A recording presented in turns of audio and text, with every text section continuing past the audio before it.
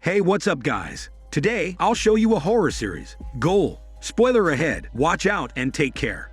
The film's first part, Out of the Smokeless Fire, begins with an old man locked in a prison. He spits a blade and slashes his palm before pouring his blood into a glass. He murmurs an unknown prayer as he dips his fingers and draws a ghoul sign on with his blood. The scene then informs the viewers about how India has become an oppressed country.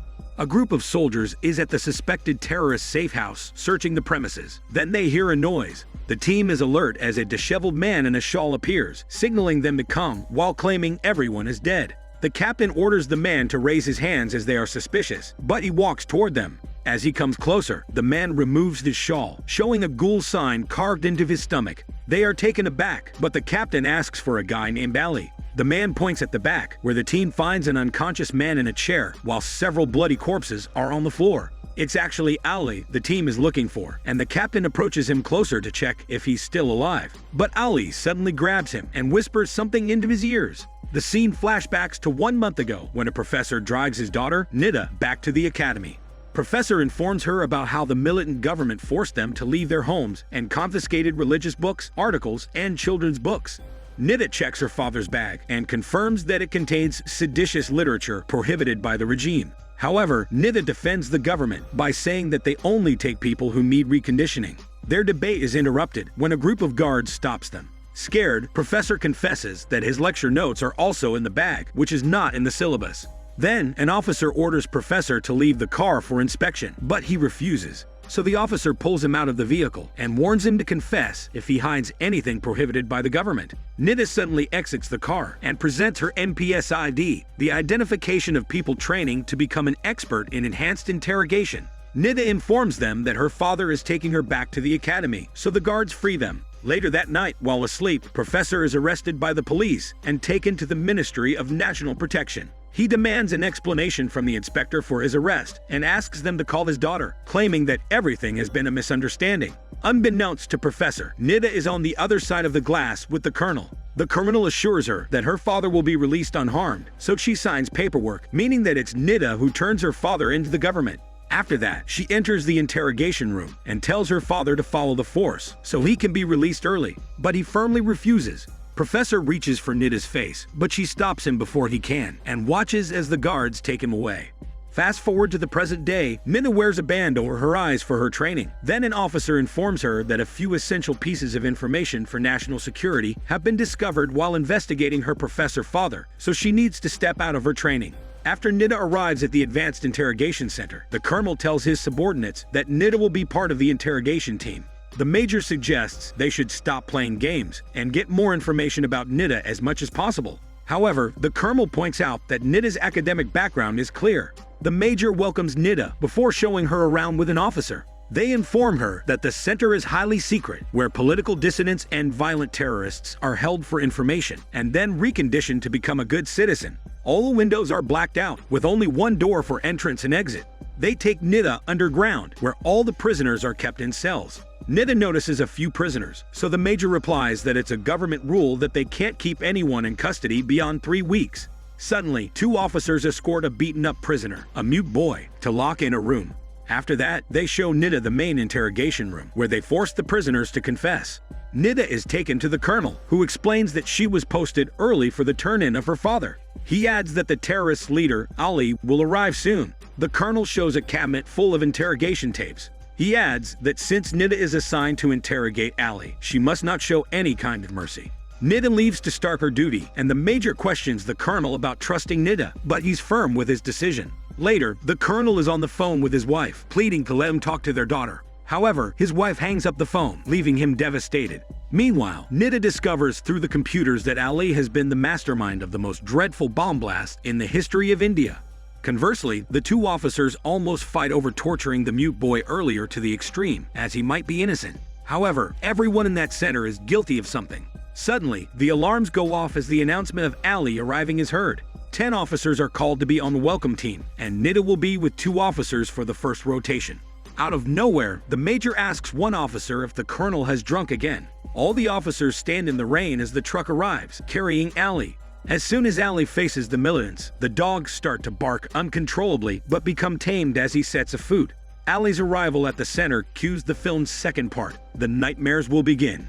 Once inside, the officers surround Ali, while one asks his name and age for documentation purposes. The officer keeps repeating his question, but Ali remains silent. Suddenly, he turns to face Nida for a second, before facing the wall again. With the colonel's signal, the officer repeatedly smashes Ali's face on the metal table for refusing to speak. After that, they drag him downstairs to the interrogation, where they repeatedly hang Ali with chains before punching him in the gut. The major then orders Nida to torture Ali, which she does. Suddenly, Ali says a name to her, which shocks Nida.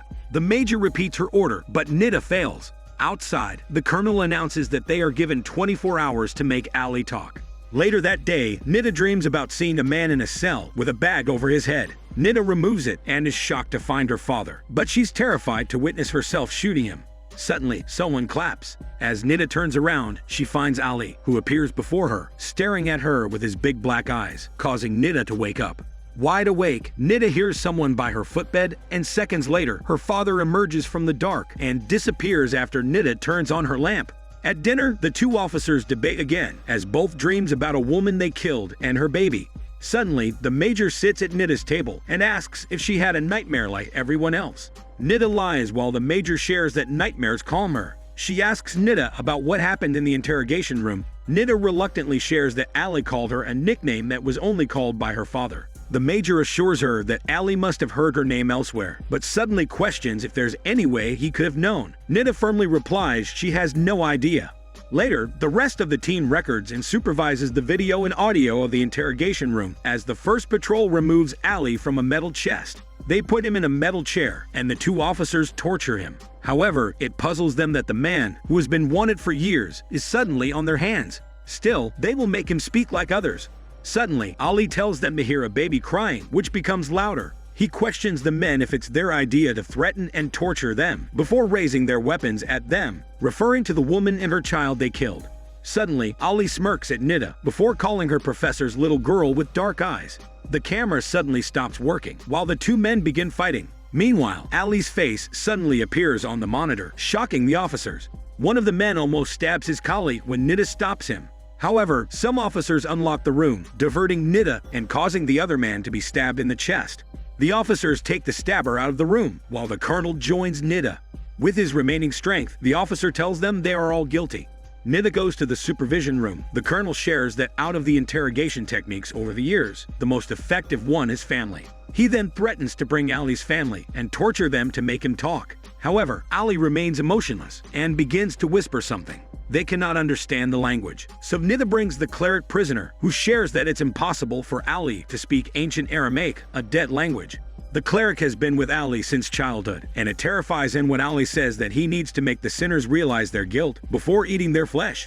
Ali catches the colonel's attention upon mentioning two names that belong to his wife and daughter. Ali imitates the colonel's wife, saying that he let his work come between their family and how he changed drastically so that she and their daughter are scared of him. Ali then imitates the colonel, saying his wife has no right to question him because of his sacrifices for the government.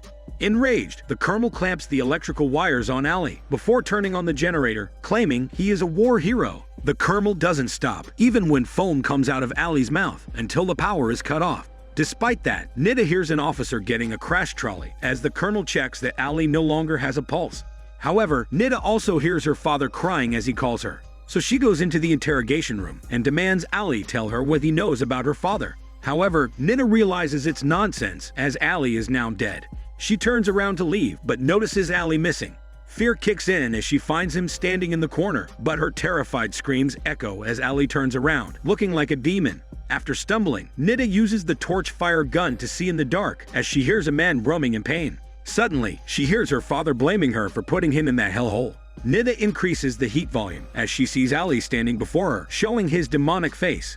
Simultaneously, the colonel enters with the team and finds Ali back on the ground. Still terrified, Nida tells them that Ali is not human. However, the colonel ignores her bullshit as he's still shocked by Ali's return to life. They put him back on the chair, while the major escorts Nida to her room to rest. Realizing things have gone too far, the colonel orders to call an expert to the center. Shortly after, the colonel visits Nida and informs her that they call the experts' help whenever they get a problematic prisoner. The expert finally arrives. The Colonel asks Nida about what happened in the interrogation room. She replies that Allah has informed her that her father was also brought there. Nida knows how problematic and stubborn her father can be, but Allah can't know all that information. Nevertheless, the Colonel insists that Ali is a human that will soon break and reveal the truth. Meanwhile, the expert tries to intimidate Ali with his deep voice, but Ali smirks instead as his eyes turn black, cueing the film's last part, reveal their guilt, eat their flesh. The expert enters the interrogation room with violence evident in his eyes. The officers lock the room and leave as the expert prefers to work alone. While Ali's groans of pain are heard, Nida confronts the cleric about Ali, who informs her that Ali must be a ghoul, an evil spirit. The cleric draws the ghoul sign and adds that whoever makes it with blood and surrenders their soul will summon the ghoul. The ghoul can take advantage of people's guilt to destroy them, using the body of the last human whose flesh he ate. Meanwhile, the Colonel receives an urgent call, informing him that Ali's body has been found in one of his safe houses, with his body partially eaten, confirming that Ali at the interrogation center is a ghoul. At the same time, the expert unchains a brutally beaten up Ali to let him talk, but he remains silent. Nida asks who summons the ghoul when they suddenly hear an animalistic snarl from the interrogation room. The cleric murmurs a prayer in fear, while Nida hides in a pillar as the expert exits the room. The expert surprisingly unlocks all the cells, while Nida goes to the interrogation room, where she finds the expert's body hanging upside down, with his head on the floor, showing that he's killed by the ghoul. The ghoul in the expert's form looks through the mute's boy cell before staring at Nida and smirking at her. Terrified, Nida pushes the emergency alarm and locks the ghoul downstairs before running upstairs. She bangs on the door as she hears the expert's footsteps. Fortunately, the Colonel and the team arrive to save Nida just before the ghoul can kill her. In a panic, Nida informs the Colonel that the ghoul, who takes the expert's body now, has released all the prisoners and is after her. However, the officers find an empty stairwell, so they check downstairs and find the cells open. Nevertheless, the mute boy is still in his room, while the Colonel finds the expert's beheaded body in the interrogation room. Nida inspects every cell, looking for the ghoul symbol drawn with blood, but there's none. Nida informs the Colonel about what the cleric has told her when they suddenly hear a scream. It turns out that the rest of the team has found the expert's butchered body.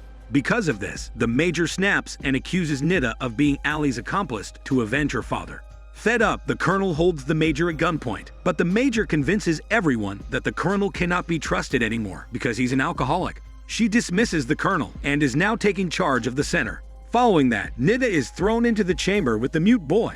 It reveals that the prisoners are also in the room trying to attack Nida, but she holds the mute boy hostage. The cleric clarifies that the mute boy is not part of their group. He used to serve tea to the rebel group and was unfortunately caught by the government in the middle of the fight. However, Nida still believes that the mute boy was the one that summoned the ghoul. Nevertheless, the cleric informs her that the mute boy had lost his voice after two officers murdered his wife and child when he refused to talk. Nida frees the grieving mute boy and observes the room, only to realize that it's the same room where she killed her father in her dreams. Nida finally realizes her mistake, as all the prisoners will be killed in that room after 3 weeks' interrogation, including her father. Suddenly, they hear the officers' footsteps, so the prisoners block the door with kinds of stuff. Meanwhile, 2 officers find a new butchered body with a prisoner's uniform in one of the rooms and inform the Major about it. Everyone in the execution room hears this and begins to wonder who the ghoul is within them. As doubt rules, Nida finds an exhaust pipe and a chimney that leads upstairs to the cremator. She directs the mute boy where to go, while the 2 officers find the cleric's eye patch, indicating that he is the unidentified butchered body, and now the ghoul is in the cleric's form. Simultaneously, the ghoul reveals itself and attacks the prisoners.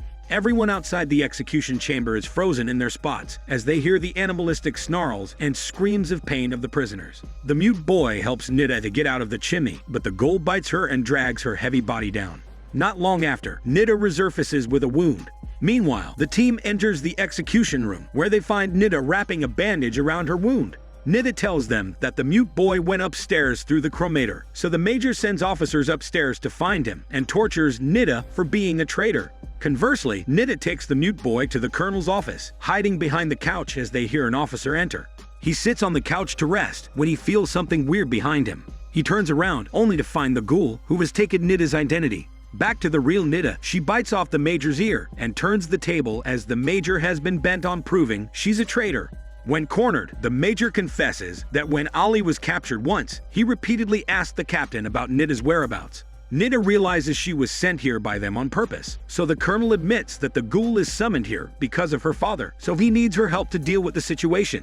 He then repeatedly shoots the Major to death and takes his powers back. Then the flashback reveals that the old man from the first scene is actually Nida's father, who drew a Ghoul sign on the wall with his blood to summon the Ghoul, and said that the Ghoul would make them realize their guilt before eating their flesh. The colonel confesses that he ignored her father's ritual at that time, but becomes doubtful when Ali mentions Nida's name. He even tells her that the Major had killed her father for fighting the false patriotism spreading throughout the country. Since the reinforcement will arrive soon to clear the chaos happening in the center, they start to evacuate. While leaving, they find the mute boy cornered by the remaining officers. The colonel discreetly puts a grenade in his pocket. Nida knows the Ghoul will not come after the mute boy because he's innocent of any guilt. With Nida in power, she instructs the mute boy to find her father's tape and play it near the end, which he does.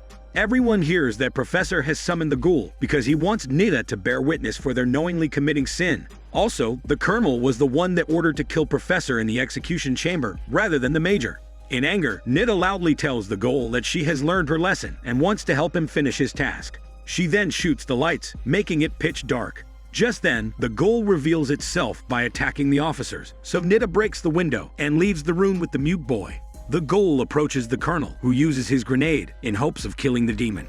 Nida informs the reinforcement that everyone is dead, but the colonel appears still alive, possibly because he's escaped from the Ghoul, and he claims he is a war hero. But Nida shoots the brains out of the colonel, despite the reinforcement's warnings. Nida ends up in the Ministry of National Protection with the inspector, who refuses to believe that the colonel and his team are illegally torturing innocent people. The film ends with Nida locked in a cell, spitting out a blade and slashing her palm to summon the Ghoul again, determined to overthrow the regime like her father. This is Daniel CC Movie Channel. Stay safe and enjoy your day.